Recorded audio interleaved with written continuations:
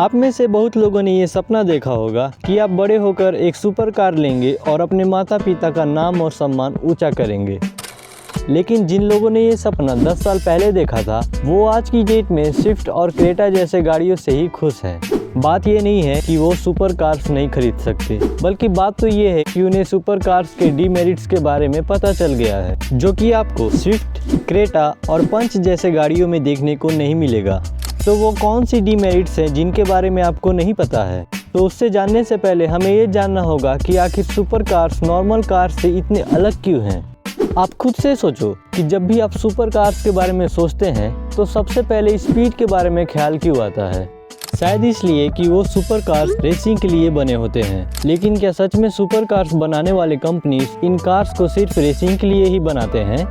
शायद आपका जवाब हाँ होगा, लेकिन मेरा मानो तो ऐसा बिल्कुल भी नहीं है। तो बिना दिमाग का दही किए समझने की कोशिश करते हैं।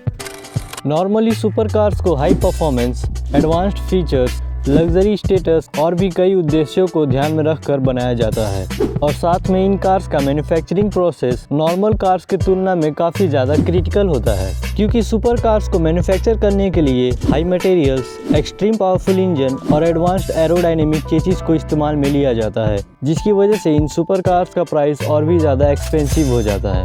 तो वहीं दूसरी ओर नॉर्मल कार्स को मैन्युफैक्चर करना ज़्यादा क्रिटिकल नहीं है अदर देन सुपर कार्स, क्योंकि नॉर्मल कार्स में मीडियम या प्रीमियम मटेरियल्स का यूज़ होता है, इंक्लूडिंग पावरफुल हाइब्रिड इंजन, जो इन कार्स के प्राइस को तो कम करता ही है और साथ ही साथ इन कार्स के परफॉर्मेंस को भी डिक्रीज कर देता है।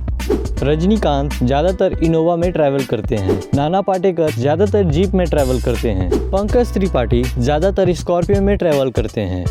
इससे पहले कि आप किसी सोच में पड़ जाएं, मेरा आपसे एक सवाल है, आखिर ये तीनों एक्टर्स सुपर कार्स के बदले नॉर्मल कार्स को ही क्यों अप्रोच करते हैं, जबकि इनके पास तो पैसों का भी कोई कमी नहीं है?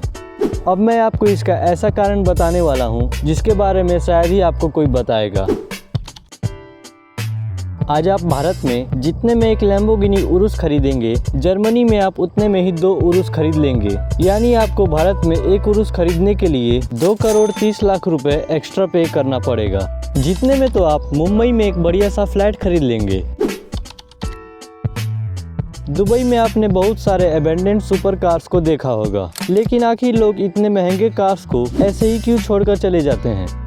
तो इसका मेन रीज़न है इन कार्स का हाई मेंटेनेंस कॉस्ट, जो कि हर साल इंक्रीज होते रहता है, जबकि इन कार्स का रीसेल वैल्यू उतना ही डिक्रीज होता चला जाता है।